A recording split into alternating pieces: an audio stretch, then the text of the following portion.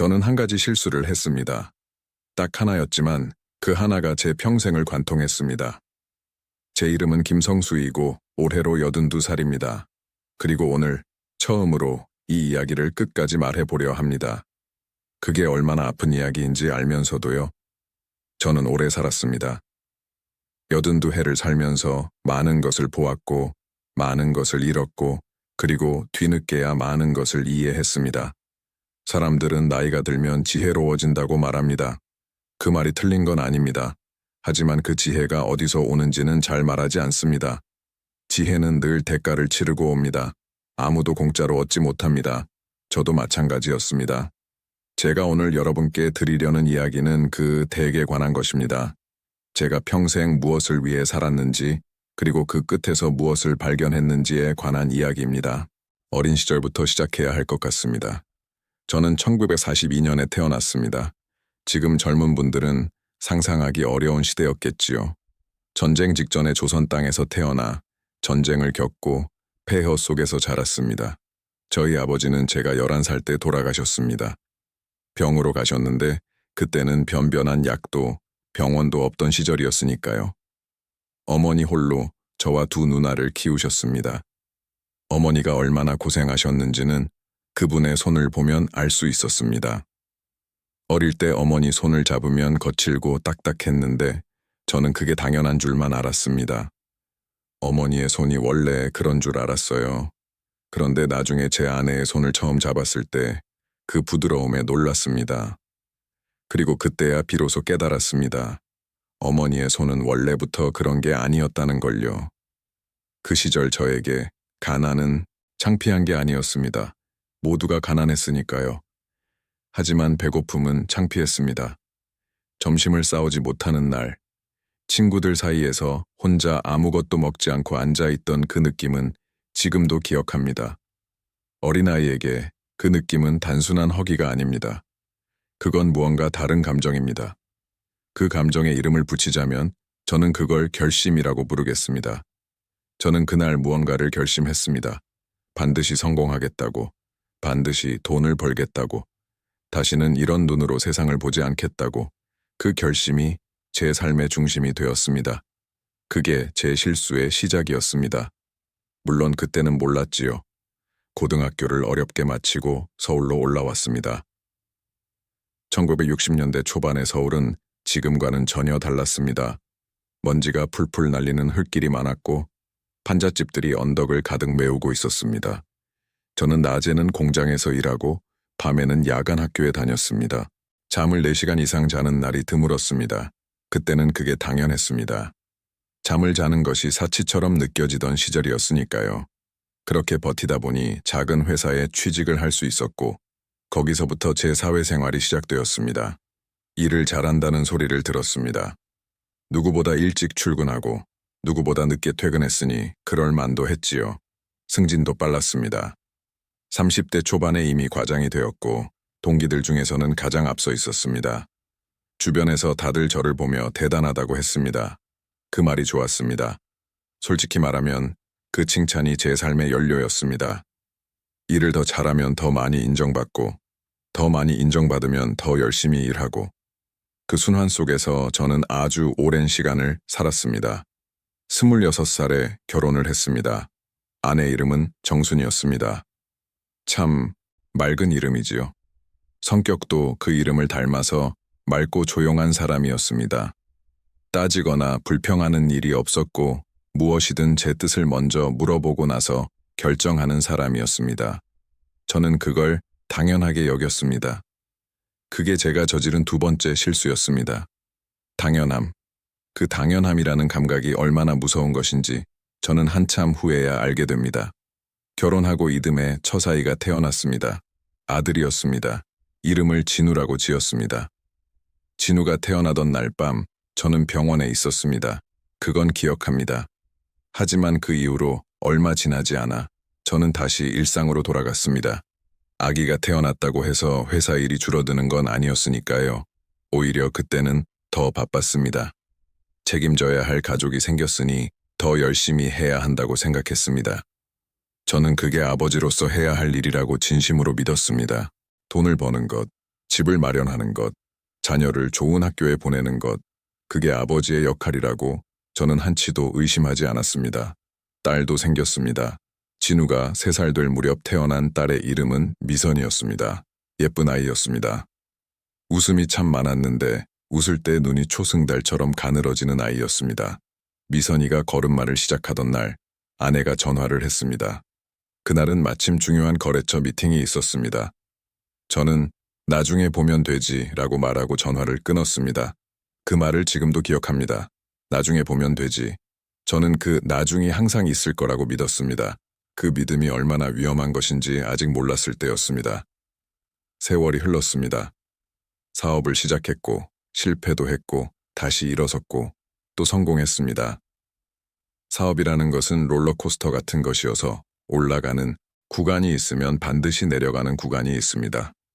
저는 그 오르내림 속에서 50대를 보냈습니다.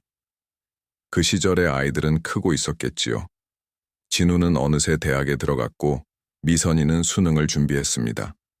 그런데 솔직히 말씀드리면 그 시절 아이들의 일상이 어떠했는지를 저는 잘 모릅니다.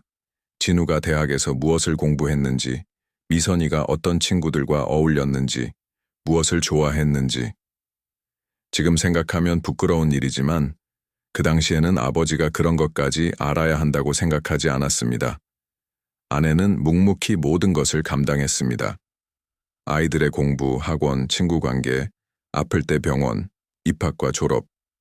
제가 놓친 모든 자리를 아내가 채웠습니다. 그런데 이상한 일은 저는 그걸 당연하다고 생각했다는 겁니다. 아내가 그 모든 걸 해내고 있는 동안 저는 아내에게 고맙다는 말을 얼마나 했을까요? 지금 헤아려 보면 손에 꼽을 것 같습니다. 참 부끄러운 일입니다. 아내는 한 번도 제게 그걸 지적하지 않았습니다. 그래서 저는 더 오랫동안 몰랐습니다. 제가 처음으로 무언가 잘못되었다는 걸 느낀 건 진우가 결혼한 후였습니다. 진우가 30살에 결혼을 했고 결혼식 이후로는 명절이나 어쩌다 한 번씩 만났습니다. 며느리는 좋은 사람이었습니다. 그런데 제가 느낀 건 진우가 저와 함께 있을 때 어쩐지 어색하다는 것이었습니다. 뭘 이야기해야 할지 모르는 것 같았습니다. 마치 처음 만난 사람처럼 조심스러워했습니다. 저도 마찬가지였습니다. 아들과 나란히 앉아 있는데 할 말을 모르겠는 겁니다. 그때 처음으로 이게 문제구나 싶었습니다. 하지만 그때도 저는 그게 얼마나 심각한 문제인지는 몰랐습니다. 그냥 아들이 바빠서 그런가 보다. 요즘 젊은 사람들이 다 그렇지 하고 넘겼습니다. 아내가 처음 아프다고 했을 때 저는 66살이었습니다. 무릎이 아프다고 했습니다. 저는 병원 가봐라고 했습니다. 그게 다였습니다. 아내는 병원을 갔고 약을 타왔고 혼자 다녀왔습니다. 저는 그날도 일이 있었으니까요. 그 이후로 아내의 건강이 조금씩 나빠졌습니다. 무릎에서 시작된 통증이 허리로, 허리에서 다리로, 조금씩. 그리고 저는 그 조금씩을 제대로 들여다보지 않았습니다. 아내가 말하지 않으면 물어보지 않았고 말해도 심각하게 듣지 않았습니다. 아내는 원래 강한 사람이었으니까 괜찮겠지 싶었습니다. 제가 사업을 완전히 접은 건 70살이 되었을 때였습니다. 40여 년을 일하다가 멈추니 처음에는 어찌할 바를 몰랐습니다. 그냥 집에 있었는데 집에서 무얼 해야 할지 몰랐습니다. 아내는 아침이면 부엌에서 밥을 하고 청소를 하고 자기 일상이 있었습니다. 저는 그 일상 속에 끼어들 곳이 없었습니다. 50년 가까이 함께 산 집이 낯설게 느껴졌습니다. 제가 이 집의 어느 구석도 제대로 알지 못한다는 걸 그때 처음 실감했습니다. 창문 너머 보이는 뒷산이 어느 계절에 어떻게 바뀌는지도 몰랐습니다. 아내가 아침마다 커피를 어떻게 마시는지도 몰랐습니다. 집안의 것들이 어디에 있는지도 반도 몰랐습니다. 저는 이 집에 살았지만 이 집에 있지 않았던 거지요. 그해 겨울 아내가 쓰러졌습니다. 부엌에서 혼자 설거지를 하다가 쓰러진 겁니다. 제가 거실에 있었는데 뭔가 쿵 하는 소리가 났습니다. 처음에는 그릇을 떨어뜨린 줄 알았습니다. 부엌 문을 열었을 때 아내가 바닥에 쓰러져 있었습니다. 그 장면을 저는 평생 잊지 못할 것입니다. 거실에서 부엌 문까지는 10걸음도 안 됩니다. 그런데 그 10걸음을 가는 동안 저는 아무 생각도 나지 않았습니다. 무서웠습니다. 그것만 기억합니다. 병원에서는 뇌경색이라고 했습니다. 다행히 빨리 처치를 했고 생명에는 지장이 없었습니다. 하지만 이후 몸의 일부는 예전 같지 않았습니다. 오른손을 쓰기가 어려워졌고 말이 가끔 느려졌습니다. 아내는 그래도 씩씩했습니다. 재활을 열심히 했고 불편함을 크게 드러내지 않았습니다. 그런데 저는 그때 처음으로, 진짜 처음으로 아내를 똑바로 보았습니다. 병상에 누워있는 아내를 바라보면서 저는 이 사람이 누구인지 생각했습니다. 이 사람은 나를 위해 무엇을 했는가? 이 사람은 나 때문에 무엇을 포기했는가? 이 사람은 내게 한 번이라도 자기 마음을 제대로 털어놓은 적이 있는가? 그 질문들을 앞에 두고 저는 대답을 찾을 수가 없었습니다. 아내에 대해 내가 아는 게 무엇인가 싶었습니다. 생각해보면 아내는 저와 50년을 살면서 자기 꿈을 단 한 번도 말한 적이 없었습니다. 여행을 가고 싶다고, 피아노를 배우고 싶다고, 사진을 찍고 싶다고, 그런 말을 했는지 못했는지조차 저는 기억이 없었습니다. 했어도 제가 듣지 않았던 것인지, 아니면 아예 꿈을 묻어버린 것인지, 그걸 물어보지 못한 채 시간이 흘렀습니다. 아내가 퇴원하고 나서 저는 처음으로 아내 곁에서 진짜 시간을 보냈습니다. 요양이 필요했으니까 어쩔 수 없기도 했지만 그것 외에도 제가 있고 싶었습니다. 처음에는 어색했습니다. 무슨 말을 해야 할지 몰라서 그냥 옆에 앉아만 있었습니다. 아내도 처음에는 이상하게 봤을 겁니다. 왜 저러나 싶었겠지요. 그런데 어느 날 아침 아내가 창문 너머 마당을 보다가 저 감나무 올해 감이 많이 열렸네 라고 말했습니다. 저도 창문 쪽을 보았습니다. 마당 한쪽에 감나무가 있었는데 그때까지 저는 우리 마당에 감나무가 있다는 걸 몰랐습니다. 그 나무가 거기 있다는 걸. 아마 오래전부터 있었겠지요. 그런데 저는 한 번도 보지 못했습니다. 보려 하지 않았으니까요. 그날 이후로 저는 많은 것을 새로 보기 시작했습니다. 아내가 커피를 마시는 방식, 창가에 앉아 책을 읽다가 잠드는 모습, 전화가 오면 수화기를 두 손으로 잡는 버릇, 이런 것들이 다 처음 보는 것 같았습니다. 50년을 함께 살았는데 처음 보는 것들이 그렇게 많았습니다. 저는 그게 슬펐습니다. 기쁘기도 했지만 동시에 슬펐습니다. 왜 진작에 보지 못했을까 하는 생각 때문이었습니다. 아이들과의 관계도 그 즈음부터 조금씩 달라지기 시작했습니다. 제가 먼저 연락을 하기 시작했습니다. 진우에게 전화해서 뭐 하냐고 물었습니다. 처음에 진우는 당황했습니다. 아버지가 먼저 전화해서 별일도 없이 뭐 하냐고 묻는 게 낯설었겠지요. 저도 어색했습니다. 뭔가 할 말이 있어서 전화한 게 아니라 그냥 목소리가 듣고 싶어서 전화했는데 막상 전화를 하니 아무 말도 못하겠는 겁니다. 잠시 침묵이 흐르다가 제가 잘 지내냐고 물었고 진우가 네, 아버지는요? 라고 물었습니다. 그게 다였습니다. 짧은 통화였지만 끊고 나서 왜인지 눈물이 났습니다. 이게 내 아들과 나눈 대화의 전부였구나 싶어서요. 미선이는 연락이 조금 더 많았습니다. 딸이라 그런지 아니면 성격이 그래서인지 미선이가 어느 날 저에게 이런 말을 했습니다. 아버지, 어릴 때 아버지한테 안아달라고 한 적이 있어요. 기억해요? 저는 기억이 없다고 했습니다. 미선이는 웃으면서 말했습니다. 기억 못하시는 것 알았어요. 그때 아버지가 바쁘다고 하셨거든요. 그러면서 미선이가 웃었습니다. 웃으면서 말했지만 그 말 속에 무엇이 담겨 있는지를 저는 알 수 있었습니다. 그날 집에 돌아와서 저는 오래 앉아 있었습니다. 바쁘다고 했다. 내 딸이 안아달라는데 바쁘다고 했다. 그 말이 계속 머릿속을 맴돌았습니다. 그때 제가 무슨 일이 있었는지, 왜 그렇게 바빴는지 이제는 기억도 나지 않습니다. 하지만 딸이 아버지 품에 안기고 싶었던 그 순간은 딸의 마음속에 아직 남아 있었습니다. 50년 가까이 지나서도 그걸 생각하니 가슴이 무너지는 것 같았습니다. 저는 평생 무언가를 위해 달렸습니다.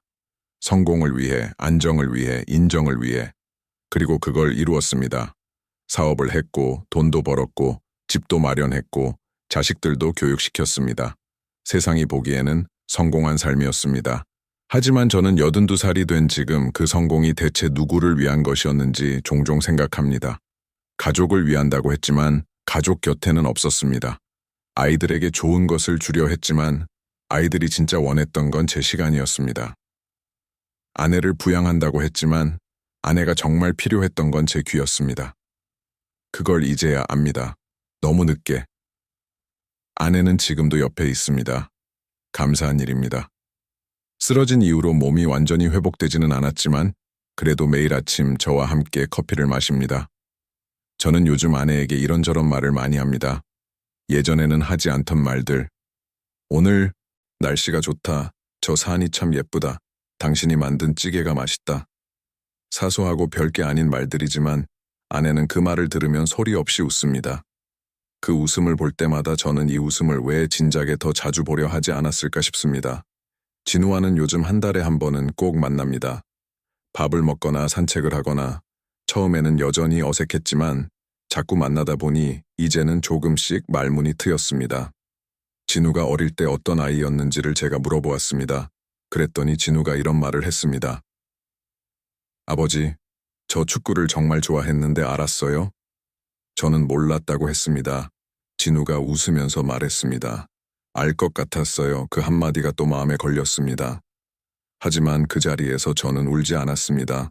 그냥 진우한테 그래서 지금도 좋아하냐고 물었습니다. 진우가 이제는 무릎이 아파서 못한다고, 그래도 가끔 경기는 본다고 했습니다. 그 대화가 참 좋았습니다. 별거 아닌 것 같지만 저한테는 별거였습니다. 여러분께 드리고 싶은 말이 있습니다. 저처럼 늙어서 깨닫지 마십시오. 이 말을 어떻게 해야 잘 전달이 될지 모르겠습니다. 제가 겪은 것을 그대로 말해드리는 것 외에는 방법이 없을 것 같습니다. 저는 일을 하면서 항상 이렇게 생각했습니다. 지금 좀 더 열심히 하면 나중에 가족과 더 좋은 시간을 보낼 수 있다고. 지금 이 거래만 마치면, 지금 이 프로젝트만 끝나면, 지금 이것만 정리되면 그 다음에는 여유 있게 살 수 있다고. 그 나중을 위해 지금을 계속 미루었습니다. 그런데 나중이라는 건 없었습니다. 항상 또 다른 지금이 있었을 뿐이었습니다. 그리고 진짜 나중이 왔을 때, 그러니까 제가 은퇴하고 시간이 생겼을 때, 그때는 이미 아이들이 다 커서 자기 삶을 살고 있었고 아내는 몸이 아파 있었습니다. 제가 쓰려 했던 시간은 제가 쓸 수 있는 형태로 남아있지 않았습니다. 시간이라는 건 저축이 되지 않습니다. 오늘 쓰지 않은 시간은 내일로 넘어가지 않습니다. 그냥 사라지는 겁니다. 오늘 아이와 함께 앉아 있을 수 있는 그 한 시간은 내일 2시간을 앉아 있어도 되돌아오지 않습니다. 그 한 시간은 그냥 그날의 것이었을 뿐입니다. 저는 그것을 너무 늦게 알았습니다. 그리고 한 가지 더. 가까운 사람에게는 당연한 것이 없습니다. 아내가 밥을 하는 것도, 아이들이 건강한 것도, 아내가 매일 아침 옆에 있는 것도, 그 어떤 것도 당연한 게 아닙니다. 저는 50년 동안 그것들을 당연하게 여겼습니다. 그리고 이제는 아내가 아침에 눈을 뜨고 커피를 마신다는 것이 얼마나 감사한 일인지 압니다. 정말 압니다. 예전에도 알아야 했는데 이제야 아는 겁니다. 후회를 안 한다고 하면 거짓말이겠지요. 합니다. 어떤 날은 많이 합니다. 그런데 후회만 하면서 남은 날을 보낼 수는 없습니다. 그래서 저는 지금 할 수 있는 것들을 합니다. 아내에게 고맙다고 말하고, 진우에게 전화하고, 미선이를 만나서 밥을 먹고, 그리고 이렇게 여러분께 이야기를 합니다.